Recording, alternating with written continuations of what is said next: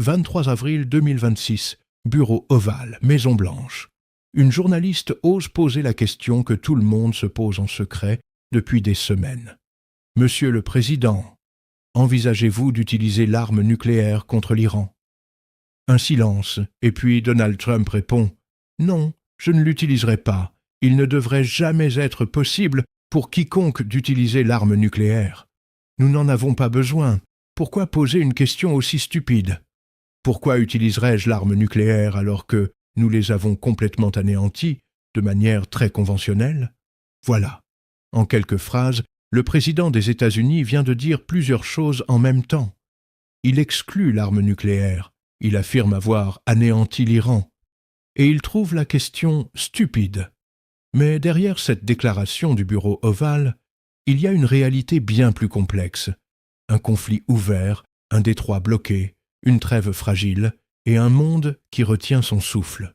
C'est ce que nous allons décrypter aujourd'hui, pas à pas, fait par fait.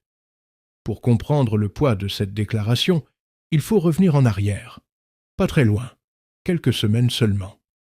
Le 28 février 2026, la guerre commence. Le samedi 28 février 2026, à 2h30 du matin, heure de Washington, Donald Trump publie une vidéo sur son réseau Truth Social. Il annonce que les forces armées américaines ont commencé des opérations de combat majeures en Iran. Ce n'est pas une menace, ce n'est pas une alerte, c'est une déclaration de guerre en direct sur les réseaux sociaux. Aux côtés d'Israël, les États-Unis ont lancé une opération militaire conjointe contre l'Iran. Du côté américain, elle s'appelle l'opération Epic Fury. Du côté israélien, l'opération Lion rugissant. Les cibles, des installations militaires, des sites liés au programme nucléaire iranien, des quartiers généraux des gardiens de la Révolution. En quelques heures, plusieurs personnalités de haut rang du régime iranien sont tuées. Parmi elles, le guide suprême Ali Khamenei, qui dirigeait l'Iran depuis 1989. L'Iran riposte immédiatement. Des salves de missiles s'abattent sur des bases américaines en Arabie saoudite, au Koweït, au Qatar, à Oman, en Irak, en Jordanie, à Chypre, aux Émirats arabes unis et sur le territoire israélien. Des explosions retentissent à Riyad, à Abu Dhabi, à Doha. Le Moyen-Orient est en guerre. Le détroit d'Ormuz, la clé de voûte du monde. Dès les premières heures du conflit, l'Iran joue sa carte maîtresse, le détroit d'Ormuz. Ce passage maritime de quelques kilomètres seulement, entre l'Iran d'un côté et Oman et les Émirats de l'autre, est l'un des points les plus stratégiques du monde. En temps normal, environ 1/5 du pétrole brut et du gaz naturel liquéfié mondiaux le traversent chaque jour. Des milliers de navires, des milliards de dollars. Quand l'Iran décide de le fermer, ou de menacer de le fermer, c'est toute l'économie mondiale qui tremble. C'est exactement ce qui se passe. Les gardiens de la révolution iraniens diffusent des avertissements radio aux navires.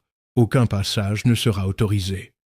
Les grandes compagnies maritimes, Maersk, CMA CGM, Hapag-Lloyd, suspendent leur transit. Le trafic dans le détroit chute de 70% en quelques jours. Les prix du pétrole s'envolent. Revenons à ce 23 avril 2026 au Bureau ovale. Pourquoi cette question sur l'arme nucléaire est-elle posée ce jour-là? Parce que des médias américains avaient rapporté que la question avait bel et bien été discutée en interne, dans les cercles du pouvoir américain. Pas publiquement, pas officiellement, mais suffisamment pour que des journalistes en aient entendu parler et décident de la poser directement au président. Ce que Trump dit exactement. La réponse de Trump est confirmée par l'agence de presse ATS suisse et par plusieurs médias internationaux. Voici ces mots tels qu'ils ont été rapportés. « Non, je ne l'utiliserai pas. Il ne devrait jamais être possible pour quiconque d'utiliser l'arme nucléaire. » Puis il ajoute, sur un ton qui mêle irritation et fierté, « Nous n'en avons pas besoin. Pourquoi poser une question aussi stupide? Pourquoi utiliserais-je l'arme nucléaire alors que nous les avons complètement anéantis, de manière très conventionnelle? » Comment lire ces mots? Il y a plusieurs niveaux de lecture dans cette réponse. Premier niveau, Trump exclut formellement le recours à l'arme nucléaire. C'est une déclaration importante qui vise à rassurer les alliés, les marchés et l'opinion mondiale. Deuxième niveau, il affirme avoir anéanti l'Iran de manière conventionnelle. C'est une affirmation qui mérite d'être nuancée.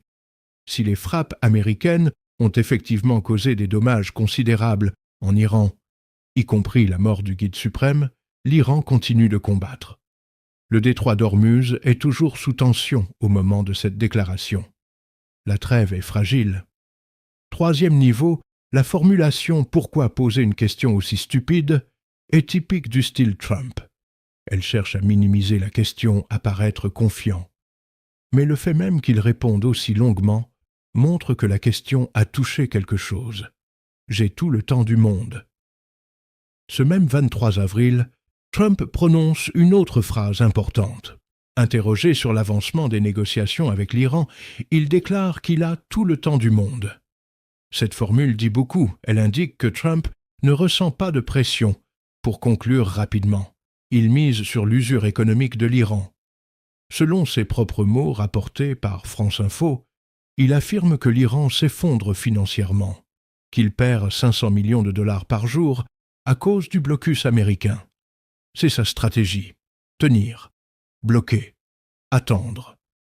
Le même jour que la déclaration de Trump, le 23 avril 2026, l'armée américaine annonce une information militaire importante. 3 porte-avions dans la région. Le porte-avions américain George H.W. Bush navigue dans l'océan Indien, dans la zone de responsabilité du commandement américain pour le Moyen-Orient. Avec lui, c'est désormais 3 porte-avions américains déployés dans la région.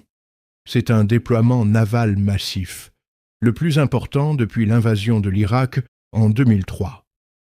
Pour mettre ça en perspective, un porte-avions américain, c'est une ville flottante.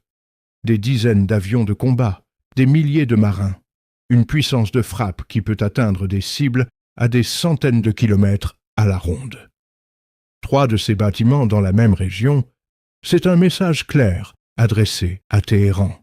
La flotte moustique iranienne face à la marine américaine. De l'autre côté, l'Iran joue sur une tactique très différente. Ses gardiens de la Révolution disposent de ce qu'on appelle la flotte moustique. Des centaines de vedettes rapides, légères, agiles, capables de surgir de nulle part et de menacer des navires bien plus imposants. C'est avec ces vedettes que l'Iran attaque des navires commerciaux dans le détroit d'Ormuz. En quelques semaines depuis le début de la crise, plusieurs porte-conteneurs ont été ciblés dans cette zone. L'Euphoria, le MSC Francesca, le Paminondas.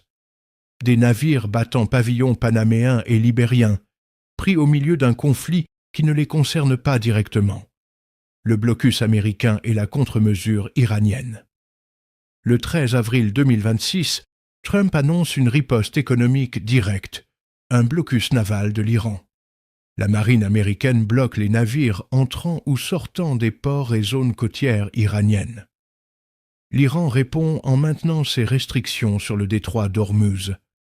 Un face-à-face maritime inédit. Résultat, les 2 pays se bloquent mutuellement. L'Iran ne peut plus exporter librement son pétrole. Les navires du monde entier ne peuvent plus franchir le détroit d'Ormuz sans risquer d'être attaqués. C'est une situation qui n'avait pas été vue depuis des décennies. Note: selon les sources consultées, une partie du blocus est contournée. Le Financial Times rapporte que 34 tankers auraient réussi à passer malgré le dispositif américain. Ces informations sont à prendre avec prudence, la situation évoluant rapidement. Ce conflit ne se joue pas seulement sur les mers. Il se joue aussi dans vos portefeuilles, à la pompe à essence et dans les rayons des supermarchés. La flambée des prix des carburants. Dès que le détroit d'Ormuz a été perturbé, les marchés ont réagi immédiatement. Les prix du pétrole ont bondi de plus de 4% en début d'échange en Asie, selon des données rapportées par l'Essentiel. Le baril de WTI, la référence américaine, dépassait les $96. Le Brent, la référence mondiale, franchissait la barre des 105 $. Pour les consommateurs, cette hausse se traduit directement à la pompe. En France, par exemple, le gouvernement a annoncé des aides pour les grands rouleurs, les travailleurs qui dépendent de leur voiture et sont pénalisés par la flambée des prix. Une aide de 50 € a été envisagée pour environ 3 millions de personnes. Des soutiens spécifiques aux pêcheurs ont également été mis en place. La compagnie aérienne américaine United, elle, a annoncé une hausse de ses tarifs de 15 à 20% pour compenser la montée du prix du kérosène. Ce sont des décisions ordinaires, prises par des gens ordinaires en réponse à une guerre qui se déroule à des milliers de kilomètres. Déminer le détroit, 6 mois de travail. L'un des éléments les plus lourds de conséquences à long terme, c'est la question des mines. Selon des informations rapportées par la RTBF, déminer le détroit d'Ormuz pourrait prendre jusqu'à 6 mois. 6 mois pendant lesquels la route maritime la plus stratégique du monde resterait dangereuse, incertaine, impraticable pour une grande partie du trafic mondial. 6 mois de perturbations sur les approvisionnements en pétrole, en gaz, en matières premières. L'impact économique mondial de cette seule donnée est colossal. L'Iran s'effondre ou résiste. Trump affirme que l'Iran s'effondre financièrement et perd 500 millions de $ par jour. C'est la version américaine. Elle est contestée de facto par la résistance iranienne. Malgré les bombardements, malgré le blocus, malgré la mort de Khamenei, les gardiens de la révolution continuent d'attaquer des navires dans le détroit. Le nouveau guide suprême, dont l'identité et l'état de santé restent incertains selon plusieurs sources, n'a pas capitulé. La réalité est probablement quelque part entre les deux. L'Iran est affaibli, mais pas brisé. Alors, où en sommes-nous après la déclaration de Trump du 23 avril 2026 ? Ce qu'on sait avec certitude 1. Trump a exclu le recours à l'arme nucléaire contre l'Iran. C'est une déclaration officielle, confirmée par plusieurs agences de presse internationales. 2. Un cessez-le-feu est en vigueur depuis le 8 avril, prolongé unilatéralement par les États-Unis le 21 avril. Mais ce cessez-le-feu est fragile. Des explosions ont été rapportées à Téhéran le soir même du 23 avril, première depuis l'entrée en vigueur de la trêve. 3. 3 porte-avions américains sont déployés dans la région. Le blocus américain des ports iraniens est maintenu. 4. Le détroit d'Ormuz reste sous tension. L'Iran continue d'exercer une pression sur le trafic maritime. 5. Des négociations sont en cours, mais leur issue reste très incertaine. L'Iran et les États-Unis s'accusent mutuellement de violer la trêve.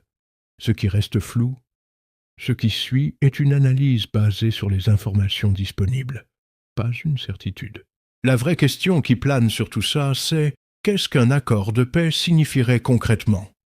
Les États-Unis veulent que l'Iran remette son uranium enrichi, renonce à l'arme nucléaire, libère le détroit d'Ormuz et cesse de soutenir les groupes armés dans la région. L'Iran, de son côté, veut la levée des sanctions, la fin du blocus et des garanties de sécurité. Ces deux positions sont encore très éloignées l'une de l'autre. La phrase qui restera « Nous n'en avons pas besoin ». C'est peut-être la phrase la plus révélatrice de toute la déclaration de Trump au bureau ovale. Elle dit ceci: les États-Unis ont la capacité d'atteindre leurs objectifs militaires sans recourir à l'ultime arme. C'est à la fois une ligne rouge, l'arme nucléaire ne sera pas utilisée, et une démonstration de puissance conventionnelle. Mais dans un conflit où une trêve fragile tient à un fil, où des explosions retentissent à Téhéran le soir même, où des navires commerciaux sont attaqués dans le détroit d'Ormuz, malgré les négociations, la ligne entre la déclaration et la réalité est toujours une ligne à surveiller. Si cette vidéo vous a aidé à comprendre ce qui se passe en ce moment au Moyen-Orient, partagez-la autour de vous. Et abonnez-vous pour suivre l'évolution de cette crise jour après jour.